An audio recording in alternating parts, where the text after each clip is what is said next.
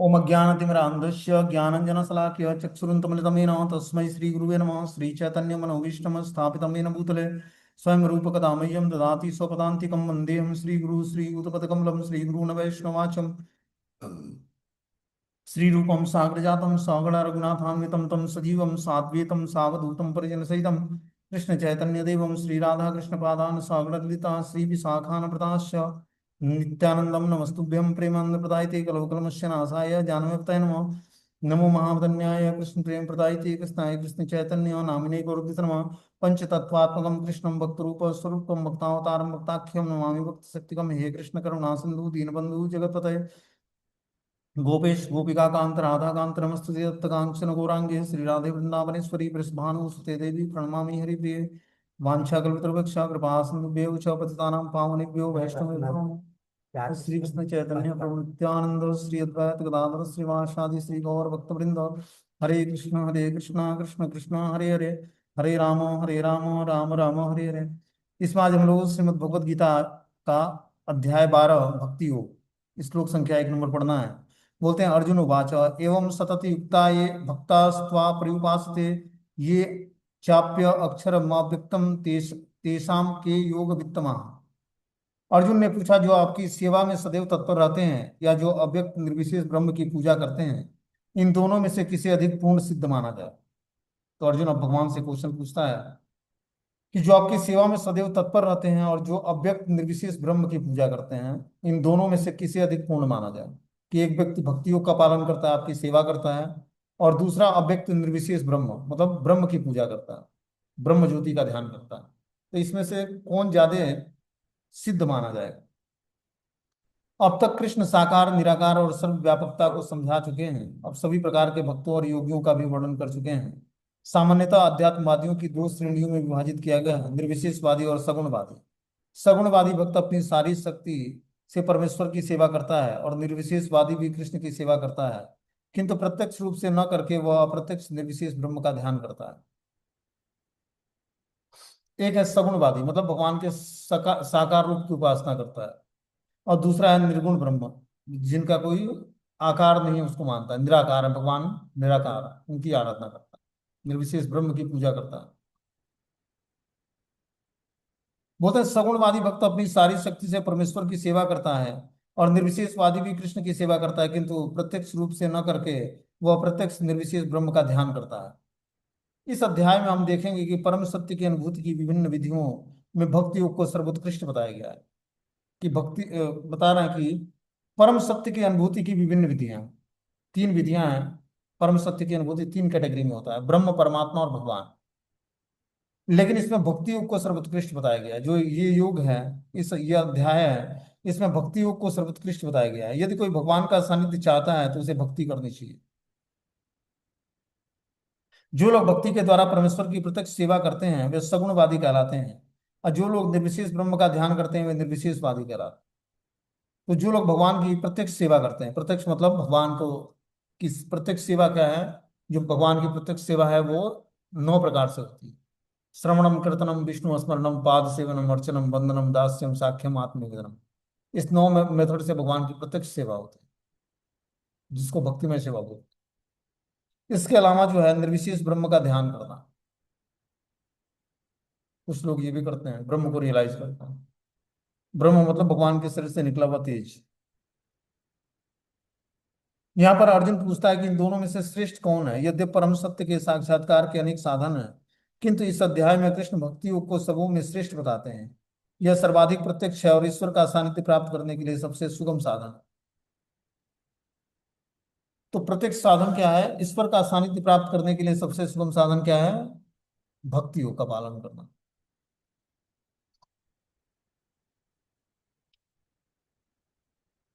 आगे बता रहे हैं अध्यात्मवादियों की 2 श्रेणियां हैं। अब अर्जुन यह निश्चित कर लेता है कि कौन सी विधि सुगम है और इन दोनों श्रेणियों में से कौन सा सर्वाधिक पूर्ण है।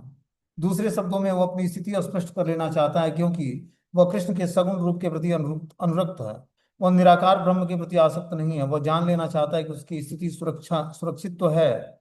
निराकार स्वरूप चाहे इस लोक में हो या भगवान के परम लोक में हो, ध्यान के लिए समस्या बना रहता है। वास्तव में कोई भी परम सत्य के निराकार रूप का ठीक से चिंतन नहीं कर सकता। अतः अर्जुन कहना चाहता है कि इस तरह से समय गंवाने से क्या लाभ। अर्जुन को 11वें अध्याय में अनुभव हो चुका है कि कृष्ण के साकार रूप के प्रति आसक्त होना श्रेष्ठ है, क्योंकि इस तरह वह एक ही समय में अन्य सारे रूपों को समझ सकता है और कृष्ण के प्रति उनसे उनसे उसके प्रेम में किसी प्रकार की व्यवधान नहीं पड़ेगी। अतः अर्जुन द्वारा कृष्ण से इस महत्वपूर्ण प्रश्न को पूछे जाने से परम सत्य के निराकार और साकार स्वरूप का अंतर स्पष्ट हो जाएगा कि परम सत्य का रियलाइजेशन साकार रूप में करा जाए या निराकार रूप में किया जाए, और दोनों में अंतर क्या है। इस महत्वपूर्ण प्रश्न जो अर्जुन पूछ रहा है उसका भगवान उत्तर दे रहा है कि आखिर कौन सा पूजा की विधि सर्वश्रेष्ठ है, निराकार या साकार स्वरूप की पूजा। तो भगवान क्या उत्तर देते हैं कि ममे वैश्यत्य मनो यो माम नित्य युक्ता उपासते श्रद्धया परिपेतास्ते मे युक्तम तमो मतः। श्री भगवान ने कहा, जो लोग अपने मन को मेरे साकार रूप में एकाग्र करते हैं और श्रद्धा पूर्वक मेरी पूजा करने में सदैव लगे रहते हैं, वे मेरे द्वारा परम सिद्ध माने जाते हैं। क्या बता रहे हैं? जो लोग अपने मन को मेरे साकार रूप में एकाग्र करते हैं, अपने मन को किसमें? भगवान के साकार रूप में। साकार रूप मतलब श्री विग्रह सेवा,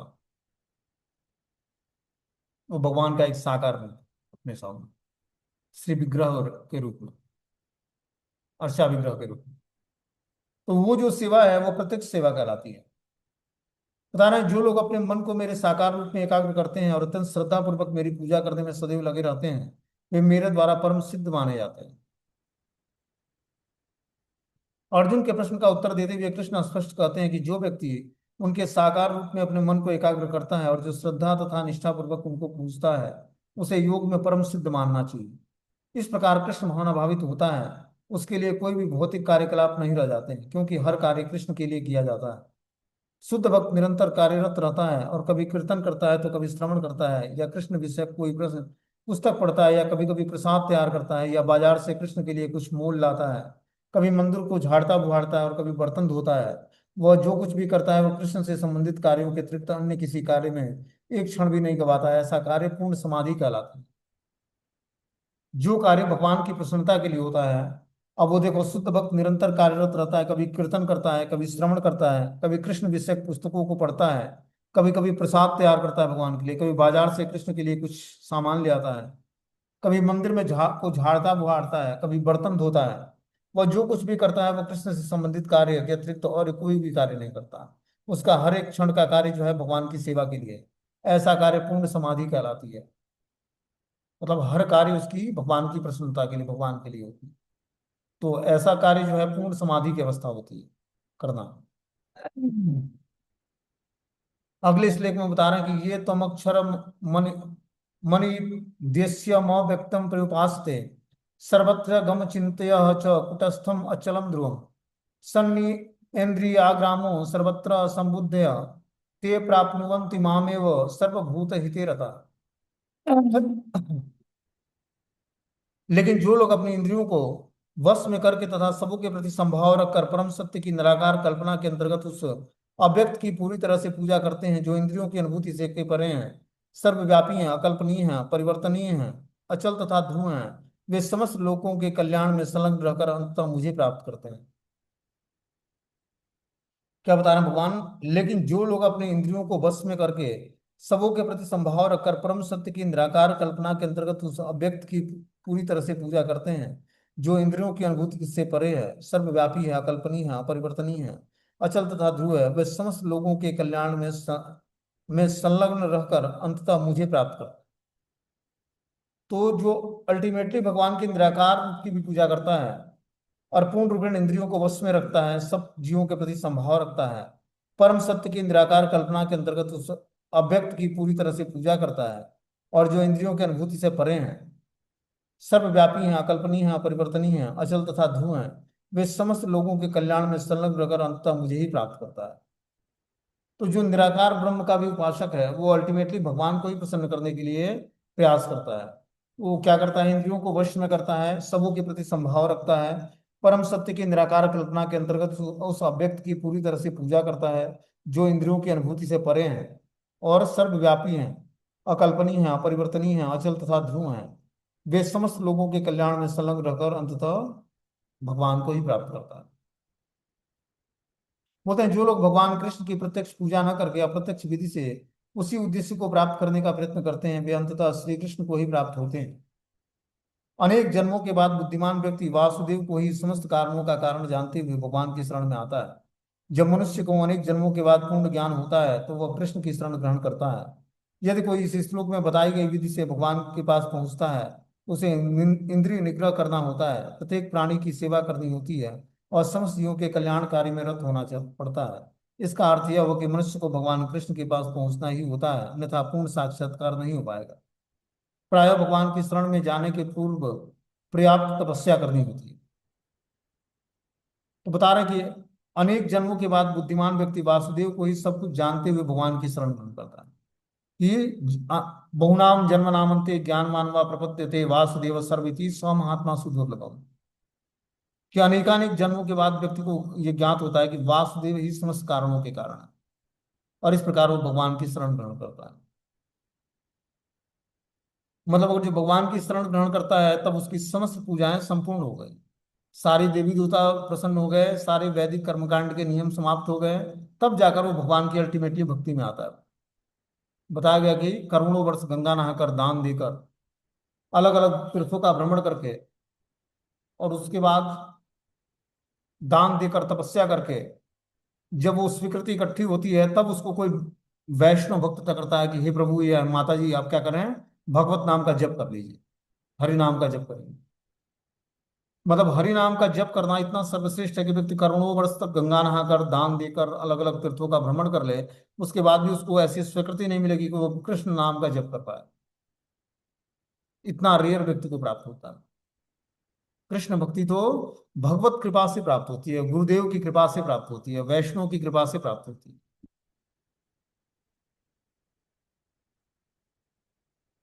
और ये कृपा मिलती कैसे है गुरु, साधु और वैष्णव की?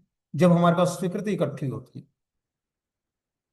स्वीकृति कैसे इकट्ठी होती है? जब हम भगवान की तदीय वस्तु की सेवा जाने अनजाने कर देते हैं। जाते जाते कहीं तुलसी जी का दर्शन हो गया, कहीं वैष्णव भगवान के भक्तों का दर्शन हो गया, कहीं से हम विष्णु प्रसाद खा लिया हमने, कहीं किसी गाय की सेवा कर दिया, कहीं किसी वैष्णव भक्त की सेवा कर दी।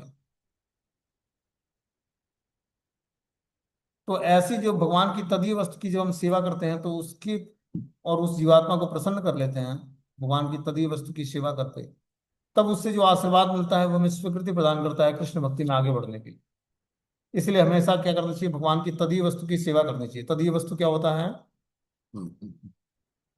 भगवान से रिलेटेड जो वस्तु है, जैसे तुलसी है, गंगा यमुना है, गाय है, वैष्णव है, ब्राह्मण है, भगवान के भक्त लोग हैं, श्री विग्रह है, तो धाम है। तो इस तरह से जो भगवान की तदीय वस्तु है, जब हम इसकी सेवा करते हैं तो हमें स्वीकृति प्राप्त होती है, जिससे हम कृष्ण भक्ति में एडवांसमेंट होता है हमारा। आगे इसमें बता रहे हैं कि जो है आत्मा के भीतर परमात्मा का दर्शन करने के लिए मनुष्य को देखना, सुनना, स्वाद लेना, कार्य करना आदि ऐन्द्रिक कार्यों को बंद करना होता है। तभी वह यह जान पाता है कि परमात्मा सर्वत्र विद्यमान है। ऐसी अनुभूति होने पर वह किसी जीव से ईर्ष्या नहीं करता। उसे मनुष्य तथा पशु में कोई अंतर नहीं दिखता, क्योंकि वह केवल आत्मा का दर्शन करता है, बाह्य आवरण का नहीं। लेकिन सामान्य व्यक्ति के लिए निराकार अनुभूति की यह विधि अत्यंत कठिन सिद्ध होती है। आगे बता रहे हैं कि जो है क्लेशो अधिकतरस्तेषाम अव्यक्त सक्त चेतसाम अव्यक्ता ही गतिर दुखम देहा व वीर वाप्य। जिन लोगों के मन परमेश्वर के अव्यक्त निराकार स्वरूप के प्रति आसक्त हैं, उनके लिए प्रगति कर पाना अत्यंत कष्टप्रद है। देहधारियों के लिए उस क्षेत्र में प्रगति कर पाना सदैव दुष्कर रहता है। क्या बता रहे हैं यहाँ पर? कि जिन जिन लोगों के मन परमेश्वर के अव्यक्त निराकार स्वरूप के प्रति आसक्त है, उसके लिए प्रगति कर पाना अत्यंत कष्टप्रद है। जो भगवान के निराकार ब्रह्म के प्रति आसक्त है, निराकार रूप के प्रति आसक्त, वो प्रगति करना उसके लिए बड़ा कष्टप्रद होता है। देहधारी के लिए उस क्षेत्र में प्रगति कर पाना अत्यंत दुष्कर माना जाता है। ऐसा देहधारी जो निराकार ब्रह्म के प्रति आसक्त है, उसका प्रगति कर पाना अत्यंत कष्टप्रद होता है। बोलते हैं आध्यात्मिकवादी का समूह जो परमेश्वर के अचिंत अव्यक्त निराकार स्वरूप के पथ का अनुसरण करता है, ज्ञान योगी कहलाता है। और जो व्यक्ति भगवान की भक्ति में रत रहकर पूर्ण कृष्ण भावनामृत में रहता है, वे भक्ति योगी कहलाते हैं। यहाँ पर ज्ञान योग तथा भक्ति योग में निश्चित अंतर बताया गया है। ज्ञान योग का पथ यद्यप मनुष्य को उसी लक्ष्य तक पहुंचाता है, किंतु है अत्यंत कष्टकारक।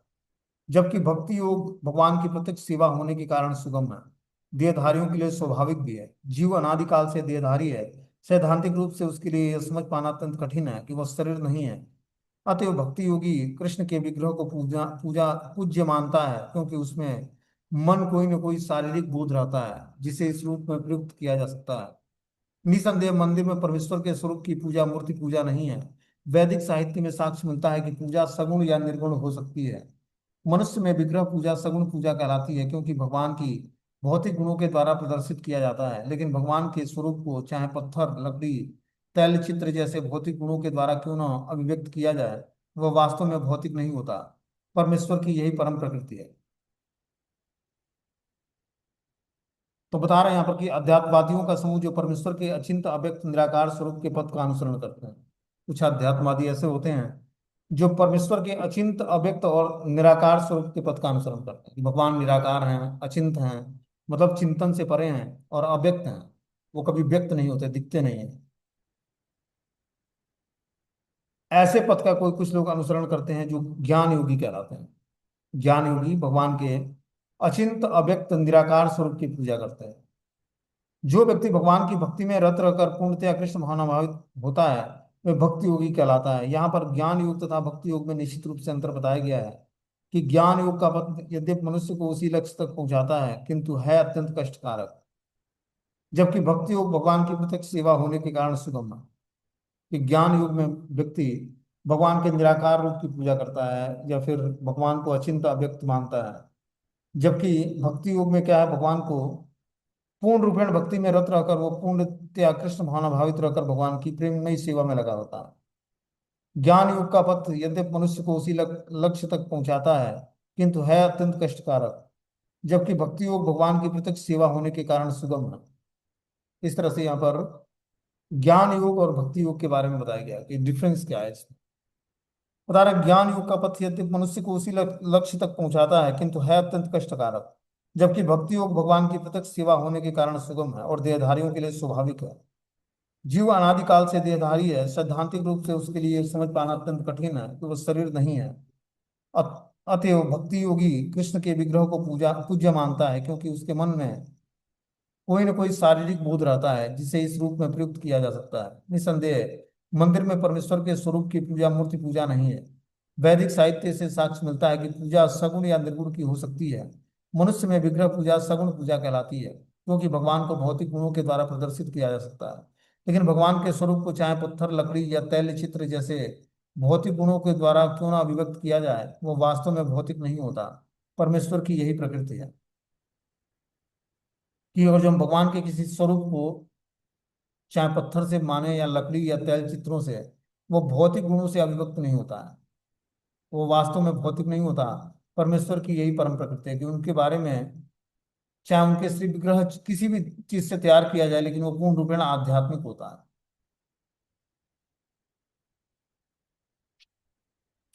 आगे बता रहे हैं छठे श्लोक में कि ये तू सर्वाणि कर्माणि मयि सन्न्यस्य मत्परा अन्यन्य नेव योगेन मां ध्यायन्त उपासते तेषाम् अहं समुद्धर्ता मृत्यु संसार सागरात् भवामि न चिरान पार्थ मय्या व्यसित चेतसाम्। जो अपने सारे कार्यों को मुझे अर्पित करके तथा अविचल भाव से मेरी भक्ति करने तथा मेरी पूजा करते हैं और अपने चित्त को मुझ पर स्थिर करके निरंतर मेरा ध्यान करते हैं, उसके लिए हे पार्थ मैं जन्म मृत्यु के सागर में से शीघ्र उद्धार करने वाला हूं। तो क्या बता रहे हैं यहाँ पर भगवान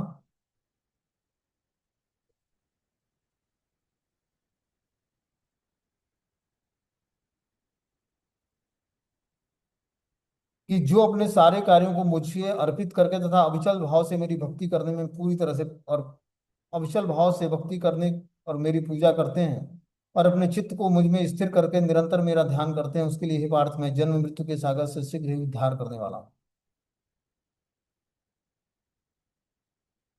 तो बता रहे हैं यहाँ पर कि अगर जो हमें जन्म मृत्यु के चक्र से सिद्ध शीघ्र उद्धार पाना है, तो बता रहे हैं कि अपने सारे कार्यों को भगवान को अर्पित करके अविचल भाव से भक्ति करके भगवान की पूजा करनी। और अपने चित्त को भगवान में स्थिर करके निरंतर उनका ध्यान करना होगा।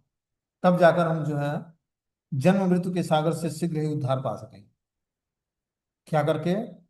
अपने सारे कार्यों को भगवान को अर्पित करके, अविचल भाव से भगवान की भक्ति और पूजा करके, और अपने चित्त को भगवान में स्थिर करके और निरंतर भगवान का ध्यान करके जन्म मृत्यु के सागर से शीघ्र ही उद्धार प्राप्त कर सकते हैं।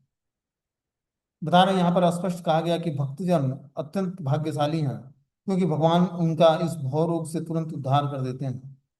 शुद्ध भक्ति करने पर मनुष्य को इसकी अनुभूति होने लगती है कि ईश्वर महान है और जीवात्मा उनके अधीन है। तो देखो, जब हम शुद्ध भक्ति में सेवा करेंगे तब हम अपनी वास्तविक स्थिति को जान पाएंगे कि भगवान कितने महान हैं और हम कितने तुच्छ हैं, जीवात्मा उनके अधीन है और भगवान पूर्ण रूपेण स्वतंत्र और स्वराट है। तो ये हम कैसे जानेंगे? बता रहे कि यहाँ यह स्पष्ट कहा गया कि भक्तजन अत्यंत भाग्यशाली हैं और भगवान उनका इस भवसागर से तुरंत ही उद्धार कर देते हैं। शुद्ध भक्ति करने पर मनुष्य को इसकी अनुभूति होने लगती है कि ईश्वर महान है और जीवात्मा उनके अधीन है। उसका कर्तव्य है कि वो भगवान की सेवा करे, और यदि वह ऐसा नहीं करता है तो उसे माया की सेवा करनी है। देखो, भगवान ने स्वतंत्रता दी है कि हम भगवान की सेवा करें या माया की सेवा करें। माया मतलब इग्नोरेंस, अज्ञानता। तो जब हमारे अंदर अज्ञानता की वृद्धि होती है तो हम भगवान से विमुख हो जाते हैं और अपने कर्तव्य के रास्ते से हट जाते हैं कि वास्तविक हमारा कर्तव्य क्या है। बता रहे हैं उसका कर्तव्य है कि वो भगवान की सेवा करे, और यदि वह ऐसा नहीं करता है तो उससे माया की सेवा करनी होती है। जैसा कि पहले कहा जा चुका है, केवल भक्ति से परमेश्वर की को जाना जा सकता है। अतः मनुष्य को चाहिए कि वो पूर्ण रूपेण भक्त बने। भगवान को प्राप्त करने के लिए वो अपने मन को कृष्ण में पूर्णतः एकाग्र करे। वह कृष्ण के लिए ही कर्म करे, चाहे वह जो भी कर्म करे, लेकिन वह कर्म केवल कृष्ण के लिए होने चाहिए। भक्ति का यही आदर्श है। भक्त भगवान को प्रत्यक्ष प्रसन्न करने के अतिरिक्त और कुछ भी नहीं चाहता, और उसके जीवन का उद्देश्य कृष्ण को प्रसन्न करना होता है। और कृष्ण ही तुष्ट के लिए वह स्वयं कुछ उत्सर्ग कर सकता है, जिस प्रकार अर्जुन ने कुरुक्षेत्र के युद्ध स्थल में किया था। यह विधि अत्यंत सरल है। मनुष्य अपने कार्य में लगा रहकर हरे कृष्ण महामंत्र का कीर्तन कर सकता है। ऐसे दिव्य कीर्तन से भक्त भगवान के प्रति आकृष्ट हो जाता है।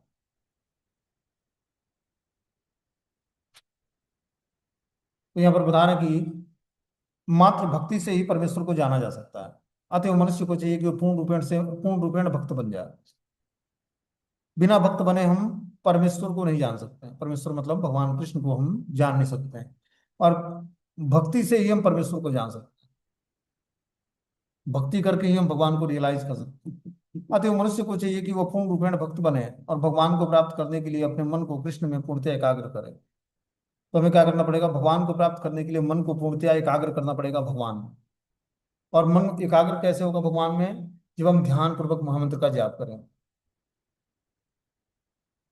ध्यान पूर्वक मंत्र जाप कैसे होता है? जब हम ध्यान पूर्वक बोलेंगे और 16 अक्षरों का क्लियर उच्चारण करेंगे, 16 शब्दों का, हरे कृष्ण कृष्ण कृष्ण हरे हरे, हरे राम राम राम हरे। जब हम क्लियरली बोलेंगे और क्लियरली सुनेंगे तब जाकर ये जो है बता रहे हैं कि केवल भक्ति से ही परमेश्वर को जाना जाए, तब हम परमेश्वर को जानने की हमारे अंदर योग्यता आए। अतः मनुष्य को चाहिए कि वो पूर्ण रूप से भक्त बने। भगवान को प्राप्त करने के लिए वो अपने मन को कृष्ण में पूर्णतः एकाग्र करे। वह कृष्ण के लिए ही कर्म करे, चाहे वह जो भी कर्म करे, लेकिन वह कर्म केवल कृष्ण की प्रसन्नता के लिए होना चाहिए। भक्ति का यही आदर्श है। ये आदर्श भक्ति क्या है कि हर कार्य हमारी भगवान की प्रसन्नता के लिए होनी चाहिए, न कि अपनी प्रसन्नता के लिए। भक्त भगवान को प्रसन्न करने के अतिरिक्त और कुछ नहीं चाहता। उसे जीवन का उद्देश्य कृष्ण को प्रसन्न करना होता है, और कृष्ण की तुष्टि के लिए ही वह सब कुछ उत्सर्ग कर सकता है, जिस प्रकार अर्जुन ने कुरुक्षेत्र के युद्ध स्थल में किया था। तो इस प्रकार बता रहे हैं कि जो है भक्त भगवान को प्रसन्न करने के अतिरिक्त तो और कुछ नहीं चाहता। उसके जीवन का उद्देश्य कृष्ण को प्रसन्न करना है। तो भक्त के जीवन का मात्र एक उद्देश्य क्या होता है? भगवान को प्रसन्न करना। और इस प्रकार वह कृष्ण की तुष्टि के लिए सब कुछ उत्सर्ग कर सकता है, जिस प्रकार अर्जुन ने कुरुक्षेत्र के युद्ध स्थल में किया। यह विधि अत्यंत सरल और सुगम है। इस प्रकार मनुष्य अपने कार्य में लगा रहकर हरे कृष्ण महामंत्र का कीर्तन कर सकता है, और ऐसे दिव्य कीर्तन से भक्त भगवान के साथ अपने वास्तविक संबंध को जागृत कर लेता है। यहाँ पर भगवान वचन देते हैं कि ऐसे शुद्ध भक्त जो भक्त का तुरंत ही भवसागर से उद्धार कर देते हैं, जो योगाभ्यास में बड़े चढ़े हैं, वे योग द्वारा अपनी आत्मा को इच्छा अनुसार किसी भी लोक में ले जा सकते हैं और अन्य लोग इस अवसर का विभिन्न प्रकार से उपयोग में लाते हैं। लेकिन जहाँ तक भक्त का संबंध है, उसके लिए वहां पर स्पष्ट कहा गया कि भव स्वयं भगवान भी उसे ले जाते हैं। बता रहे कि जो है ऐसे शुद्ध भक्त जो तुरंत ही भव सागर से उद्धार कर देते हैं, जो भगवान के वचन को फॉलो करते हैं, ऐसा शुद्ध भक्त जो है तुरंत ही भव सागर से उसका उद्धार हो जाता है। जो योगाभ्यास में बड़े चढ़े हैं, योग के द्वारा अपनी आत्मा को इच्छानुसार किसी भी लोक में ले जाता है। तो योगाभ्यास के द्वारा भी हम आत्मा को किसी भी लोक में ले जाने की शक्ति प्राप्त होती है। जो योगाभ्यास में बड़े चढ़े हैं, वे योग द्वारा अपनी आत्मा को इच्छानुसार किसी भी लोक में ले जाते हैं। अन्य लोग इस अवसर को का विभिन्न प्रकार से उपयोग में लाते हैं, लेकिन भक्त का संबंध भगवान से है, अतः स्वयं भगवान भी उसे ले जाते हैं। अगले श्लोक में बता रहे हैं, 8वें श्लोक में, कि म एव मन अध्वस्तम मयि बुद्धि निवेश निवसिष्यति म एव अत ऊर्ध्वम न संशयम। मुझ भगवान में अपने चित्त को स्थिर करके और अपनी सारी बुद्धि मुझ में लगाओ, इस प्रकार तुम निसंदेह मुझ में सदैव वास करोगे। और भगवान क्या बता रहे हैं कि मुझ भगवान में अपने चित्त को स्थिर करो। तो अपने चित्त को क्या करना है? भगवान में स्थिर करना है और अपनी सारी बुद्धि मुझ में लगाओ, इस प्रकार तुम निसंदेह मुझ में सदैव वास करो। और जब मैं भगवान में सदैव वास करता है, तो अपनी सारी बुद्धि भगवान के भगवान में अपने चित्त को स्थिर करके अपनी सारी बुद्धि उस भगवान में ही लगाए रखनी पड़ेगी। इस प्रकार हम निरंतर भगवान के साथ वास करने की योग्यता आएगी हमारी।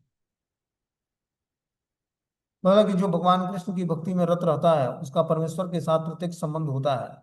अतः उसमें किसी प्रकार का संदेह नहीं कि प्रारंभ में ही उसकी स्थिति दिव्य होती है। भक्त कभी भौतिक धरातल पर नहीं होता, वह सदैव कृष्ण से में वास करता है और भगवान के पवित्र नाम का तथा भगवान से अभिन्न है। अतः जब भक्तगण हरे कृष्ण महामंत्र का कीर्तन करते हैं, तो कृष्ण तथा उसकी अंतरंग शक्ति भक्त की जीवा पर नाचते रहते हैं। जब वो कृष्ण का भोग चढ़ाता है, तो कृष्ण प्रत्यक्ष रूप से उसे ग्रहण करते हैं और इस प्रकार भक्त तथा इस उचिष्ट जूठन को खाकर कृष्णमय हो जाता है। जो इस प्रकार सेवा में नहीं लगता, वह नहीं समझ पाता कि ये सब कैसे होता है। यद्य भगवद गीता तथा वैदिक ग्रंथों में इसी विधि की संस्तुति की गई है। यहाँ बता रहे हैं कि जो है जो भगवान कृष्ण की भक्ति में रत रहता है, उसका परमेश्वर के साथ प्रत्यक्ष संबंध होता है। अतएव उसमें किसी प्रकार का संदेह नहीं कि प्रारंभ में उसकी स्थिति दिव्य होती है। भक्त कभी भी भौतिक धरातल पर नहीं होता, वह सदैव कृष्ण में वास करता है। भगवान का पवित्र नाम तथा भगवान उससे अभिन्न है। अतः जब भक्त हरे कृष्ण महामंत्र का कीर्तन करता है, तो कृष्ण और उसकी अंतरंग शक्ति भक्त की जीवा पर नाचने लगती है। ये जब हम महामंत्र का कीर्तन करते हैं, तो जीवा से अविद्या की बीमारी खत्म होते ही जीवा पर जब हम नाम जप करेंगे, तो राधा कृष्ण का नृत्य होने लगेगा जीवा पर। इतना ये दिव्य मंत्र है। जब यह कृष्ण का भोग चढ़ाता है, तो कृष्ण प्रत्यक्ष रूप से इसे ग्रहण करते हैं और इस प्रकार भक्त इस उचिष्ट जूठन को खाकर कृष्ण में हो जाता है। इस प्रकार हमें क्या करना है? भगवान को भोग लगाए बिना कुछ नहीं खाना है, तब हम पूर्ण रूपेण कृष्ण भावनाभावित हो पाएंगे।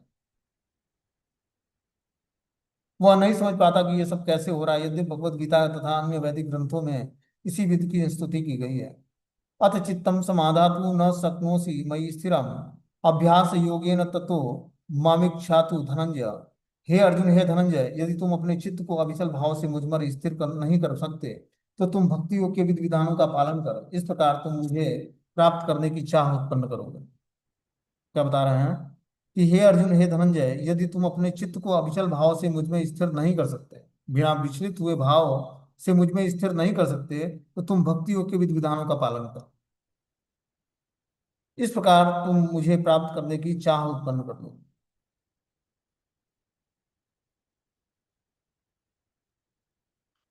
बता रहे हैं इस श्लोक में भक्ति योग की दो पृथक पृथक विधियां बताई गई हैं। पहली विधि उस व्यक्ति पर लागू होती है जिसने